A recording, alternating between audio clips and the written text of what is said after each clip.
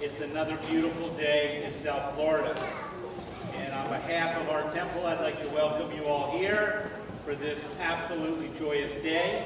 And before we start our festivities, I know this will happen a couple times, I really want to thank Susan Craisgrove and Don Rule and the entire committee for this amazing event. And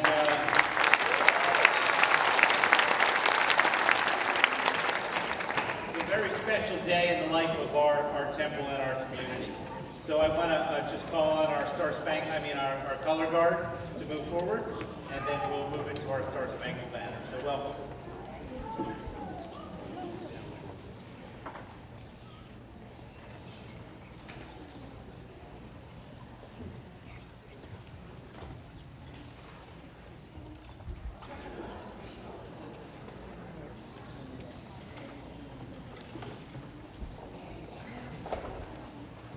Please rise.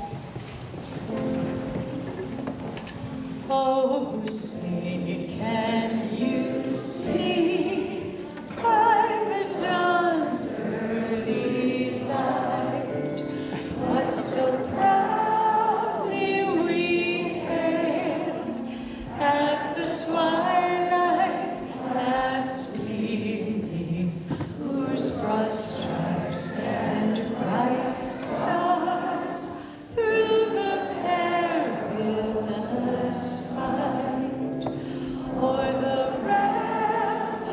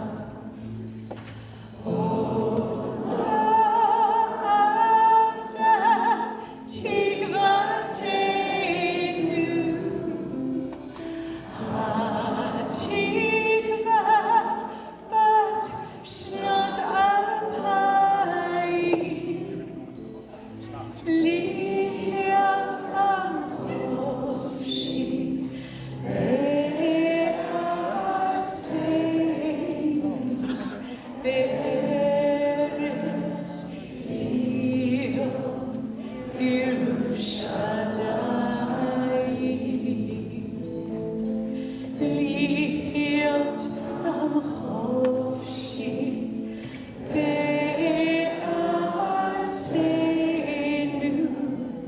ארץ ציון וירושלים.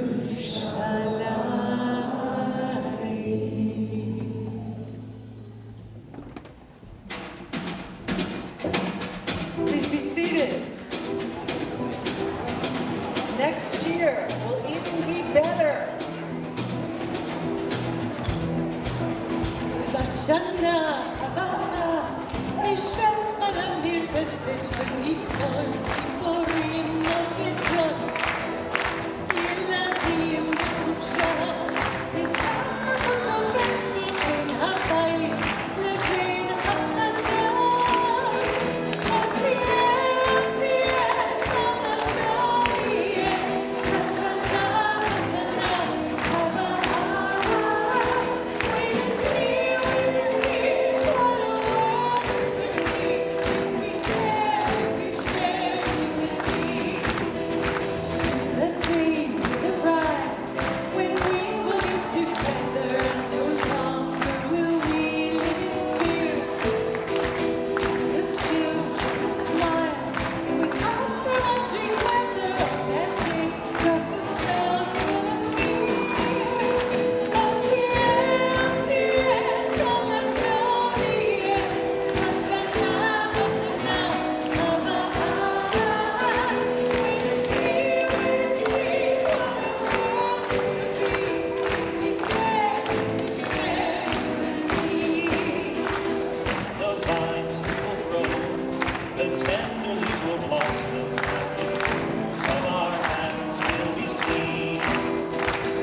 The winds that bring change will clear away the ashes, and as brothers we'll go home to meet. Oh, Tirei, Kama Tomi, Hashanah, Hashanah, Havah. Wait and see what a world can be. We care, we share, and we. Many have died to make a bright tomorrow. Their visions remain in our hearts. Now the torch must be passed in hope and in sorrow, with the promise to make a new start. Oh, Tirei, come and tell me, Hashanah, Hashanah, Havah. Wait and see what a world this can be. We care, we share, you and me. Oh, Tirei, come and tell me, Hashanah, Hashanah, Havah. Wait and see what a world this can be. If we care, if we share, you and me.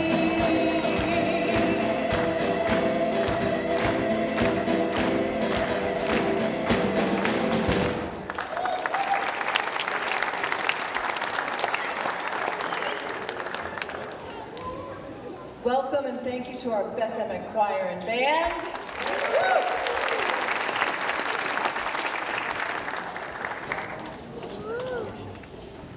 Good morning. Brachim Habayim. Most of you who have come here today. We call this the 20th celebration. It's really the 20th Mitzvah day that we've had here at this site.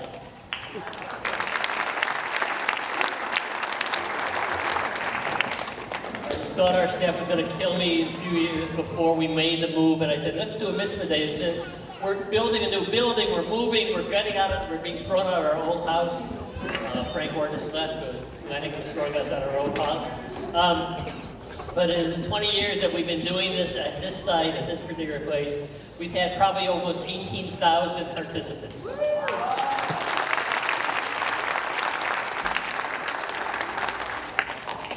We've done about 90,000 man, woman, and child hours of service.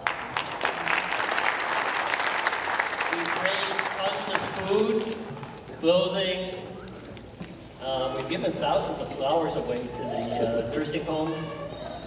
And we've gotten lots of smiles and multitudes of thank yous. And so the question is, why do we do this? And I think it's really simple. I mean, all we have to do is look at that sort of symbolic version of the Ten Commandments up on the ark. And you got the first one that says, I'm the Lord your God. And the second one, number 6, next to it says, you shall not murder. And the rabbis ask us why, and they say, if you murder one person, so you're murdering God. And so then the opposite is obviously true. Al kama v'chama, and so much more so if that's the case. If you help one person, if you save one person, so you're saving the world and saving also God. So we do this because it's our way of giving back to the community, it's our way of inspiring you. And I will tell you that it's interesting that I was talking to somebody a few weeks ago. The very, very first mitzvah day we did, they got involved in something with the manatees, and they're still doing it. 20-something years later. And so we do this hopefully to inspire. And the other day I was having Shabbat dinner, and somebody said to me, they told me a story about our elementary school, that apparently the ducks have made a nest underneath one of the toys. And the kindergarten decided that they would not play because it would hurt the ducks. So that's the kind of compassion that we're trying to instill in everybody. And hopefully today, as you do something with one of the organizations, that will happen as well. And so I guess on the high holidays, we often do this, but it makes sense to do it today too. A little bit of response. What's it called? Response. Areini mikabel alai. Areini mikabel alai. Behold, I take upon myself. Behold, I take upon myself. Et mitzvat haboreh. Et mitzvat haboreh. V'ahavta l'reacha kamocha. V'ahavta l'reacha kamocha. Ahavta l'reacha kamocha. Ahavta l'reacha kamocha. Behold, I take upon myself. Behold, I take upon myself The command of God. the command of God. Love my neighbor as myself. Love my neighbor as myself. As myself. As myself. So I want to invite Susan Kraisman, our past president, and I want to thank Raina for helping me coordinate this, and Jen, and all my staff. Because of the team effort around here, as we steal staff from preschool and religious school and elementary school and custodians and everything, just to try to put this together. And so, Susan. Welcome to one of my favorite days at Temple Beth Emmons.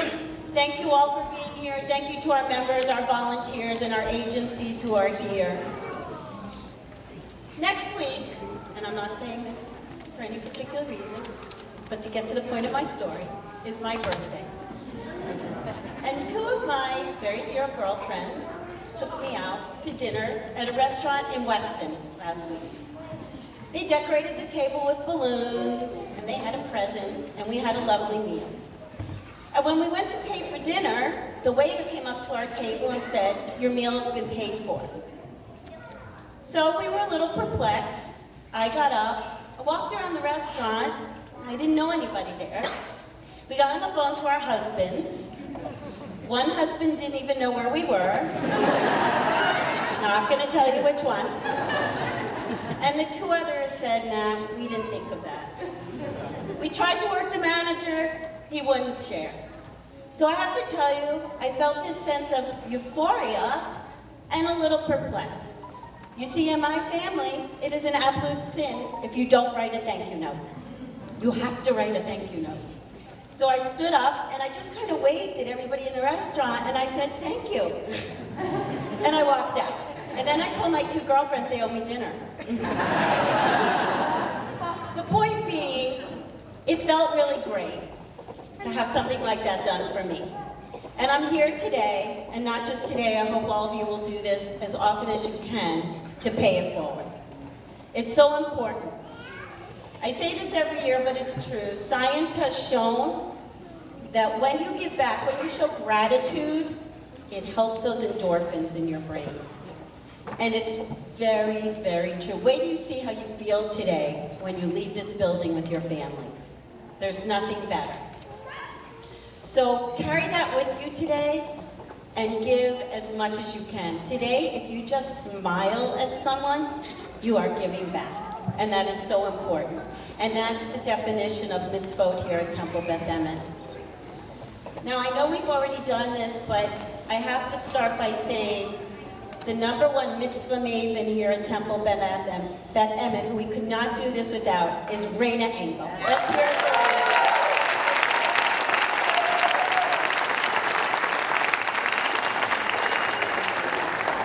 I also need to thank, as the others did, Laura Goodman, who couldn't be with us today, Donna Rule, Jennifer Young, our sisterhood, our heroes, our amazing maintenance staff. This is truly a group effort today, and we thank them from the bottom of our hearts. I want you all to remember to stay, because when your project is done today, we have a complimentary lunch, and our Israeli dancers are here. So please, don't leave. There's plenty for you to do. Check another room, see if they need help, and come join us for lunch and a wonderful show. And as I say goodbye, I want you to remember this quote that I keep on my computer. And the quote says, "The purpose of a life is a life of purpose." So we are honored to have a mayor, commissioners, and dignitaries here with us today to share this special day, and we're thrilled they're here. And first I'd like to invite up Mayor Greg Ross from Cooper City.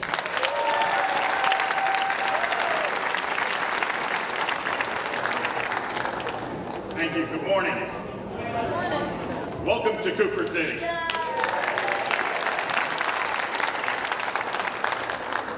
First and foremost, we have commissioners of Cooper City with us. Heck, we even have a quorum here today. We have Commissioner Howard Meltzer. It is a team effort here in Cooper City, and I thank you gentlemen for coming. I thank everyone here for coming, and I'd be remiss if I didn't say that Debbie Wasserman Schultz is unable to be here today, but does send her regards. Frank Ordis was in fact here earlier, but had to leave. He also says thank you for what you do. And on behalf of Cooper City in Moss, we say thank you. Because Susan, you're right, and I have it on my notes. So sit back. I know notes are deceiving. You think I don't have much to say. Sit back for the next hour. Okay. So you're right, because I did have on here, it doesn't matter how you serve as long as you serve. And you serve your community in very many different ways. It's as simple as making a smile and making someone's day just in the passing of a hallway, saying good morning. All you have to do is go to a nursing home and cut up their meal for them. It means the world of difference. And Howard knows this, bring a therapy dog to a hospital. It works. You make them smile. Your life is never in vain if in fact you make a difference. Small as it is, but when we all put it together, it's a major difference. So you like to make a difference, if not every day, just one day out of the year, Mitzvah Day. There are many ways to help, and I think they gave you a list of what you can do today. I like to think, and Frank isn't here so I can steal it. They had the Dalai Lama come to Pembroke Pines a number of years ago.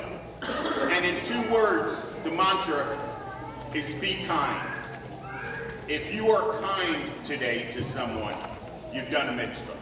Thank you, ladies and gentlemen.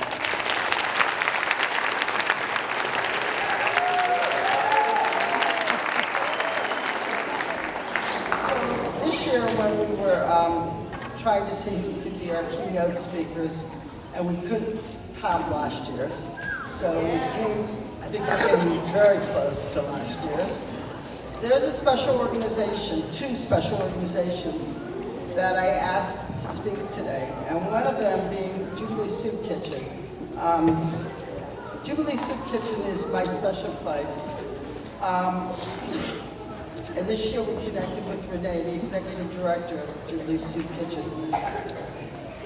Jubilee Soup Kitchen is a small facility in Hollywood that is in desperate need of everything. So we try all year round to help them.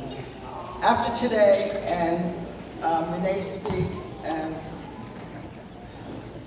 Carol speaks, the mayor's friend, and I forgot your name, I'm sorry. You might have a different feel for Jubilee Soup Kitchen. So at this time, it gives me great pleasure to invite Carol and Renee up to speak. On behalf of Jubilee and the people that we serve, I thank you all. Thanks to our board. Thanks everybody, the clergy. Thanks to the board of Temple Beth and the staff for this special invitation. And I'm very happy here. My volunteer of the year, Carol. I was reading the pamphlet. It says today is a day, Mitzvah Day, which is a day to make a difference, to heal the world, to have a true spirit of Tikkun Olam. This is a day set aside to heal the world. Thank you, good morning. One of my favorite quotes, and it's a universal quote, is if you want to make God laugh, make plans. And I retired from a very hectic 35-year career 3 years ago, and my intention was to go work with children, because as a mother, I just couldn't think of anything more delightful than to work with good-smelling, cuddly, warm, adorable children. And when that opportunity didn't immediately present itself, I said, okay, for one day only, I will go volunteer at Jubilee Soup Kitchen, and I am the worst cook in the world. I can hardly boil water. And that was 3 years ago, and it opened up my heart and my life. And at Jubilee, we serve hot lunches to the homeless. We give them clothing. We serve as their mail center. We facilitate social services for them. We have somebody who facilitates food stamps on board. We have some medical services, some barber services. We give new shoes to children as they're entering school. And we do all kinds of wonderful things, but we are a Band-Aid operation that survives on a day-to-day basis, both financially and logistically, fighting all kinds of powers that be to stay where we are. And it is only with your help that we can do it. So I'm looking around at all these beautiful faces this morning, and I'm grateful that you invited us here. And I'm just wondering to myself what God will put in your heart and what plans He has for you and for your Mitzvah Day. Thank you.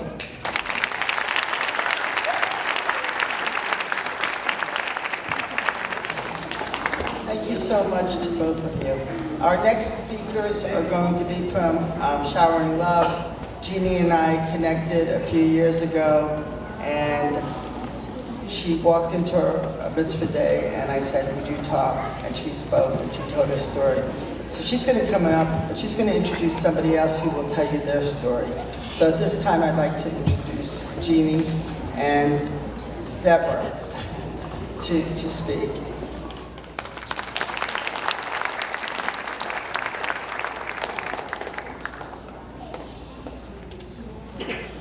Good morning, everyone. Thank you. It's such an honor to be here.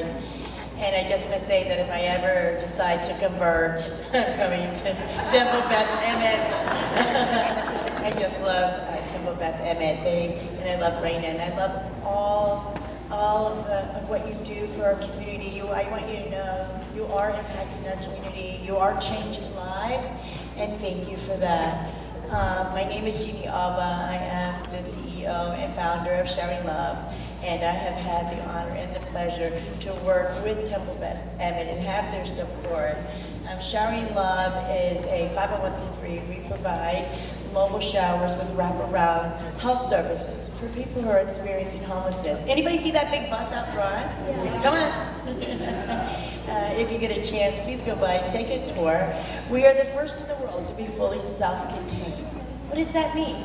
It means that we can meet the guests where they are, physically, mentally, spiritually, and emotionally.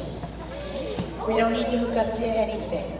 And we go out and we provide not only showers, because people think, well, you just showers. It's not true. It's not true. How does it feel, everyone? I'm gonna ask everyone, and you don't have to answer. But at the end of the day, either a hot, sweaty day or a stressful day, how does it feel to get in a shower? Wipe those stresses away. Just take a few moments. And think about if you couldn't get a shower for a month. Sometimes they tell us they haven't had showers for months. Right? So that's what Showering Love does. We're here to restore dignity and hope to those who are experiencing homelessness. And I say experiencing because for 10 years I experienced homelessness myself. And as Renee said, and I wanted to say that I used to eat at Jubilee many years ago when I was homeless and I was hungry. Jubilee fed me, and for that I'm always going to be grateful. We're looking actually to partner with Jubilee and bring Showering Love over there, and so we can provide showers. We bring barbers, we bring health services, we bring social services with us when we go. Showering Love was born in 2019 from my own experience with homelessness. And I knew people, people fed me well, they really did, and they gave me money. But how can you feel hopeful about getting a job? How can you feel good about yourself when you know you're dirty? And you know that for the most part, when I was homeless, I was invisible to the world. When I was out there holding my sign, begging for change, for the most part, people saw the outside. They saw the mess that I was, but they didn't know the war I had went through. Nobody saw the inside. Nobody saw the things that I had went through. You don't have to go to war to suffer PTSD. You don't have to. But we got a life of purpose and of passion, and I wake up every morning knowing that is my mission in life now, is to give back, is to be a mitzvah day every day. How does a person go from begging for change to accepting change to being the change they want to see in the world? It's from people like you investing in people like me. So I want to thank you for that, and I want to thank you all for being here today. And I want to introduce this amazing woman who's came into my life. She is such a gift.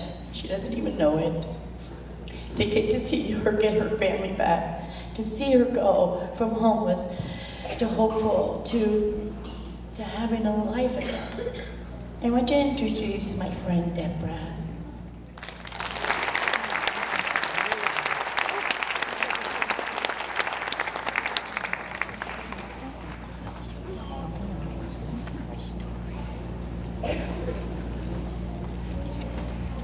Hi everyone.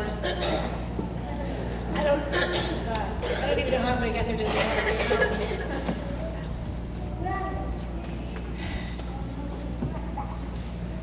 How can I start?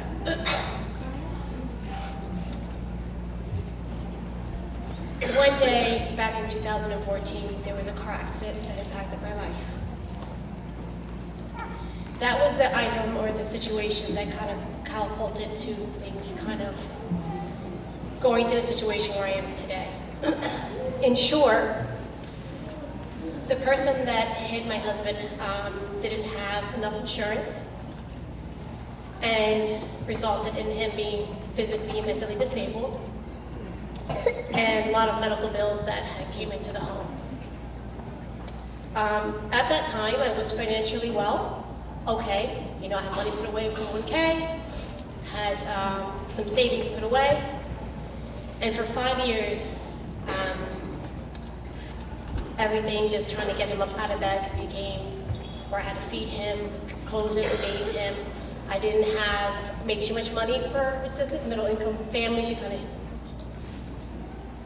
kind of not able to get a lot of assistance compared to low income, so you have to pay everything out of pocket. And I was grateful that I had that opportunity to do that, and I emptied out everything I had in savings to make that happen. So I became then the only provider in my home. Throughout the years, I wasn't just trying to make it happen, just constantly grabbing onto life, and I had a very good paying job. And that's kind of what saved me, being the only income person. But unfortunately, the day came where I lost my job. And I never thought in a million years, how does this director of sales for a really great organization, who works with the CBB, who has worked with the mayor, who goes out to all different cities, brings jobs into our city to try to do all of that, to living underneath a bridge with her son and disabled husband in a car. How does it happen? How do you wake up one day and lose everything you have? Well, it wasn't drugs. It was just life and circumstances. That could happen to anyone. And the reason why I wanted to come out is because I wanted to make sure that you had a face other than the person on the street that you may have think they look a certain kind of way. No, there's people like me out there as well, because when I started talking a little bit more, I started finding other people that looked like me but didn't share their story because of embarrassment. They just don't, I know that feeling. But there's a lot of people that are out there. So I asked you, take a moment, like you've probably already done, and continue just being kind. Being kind to, goes a long way. Probably even stops someone for, doing something really stupid, to themselves because they feel there's no other resource. Anyway, I just want to thank you very much. Thank you for all what you do.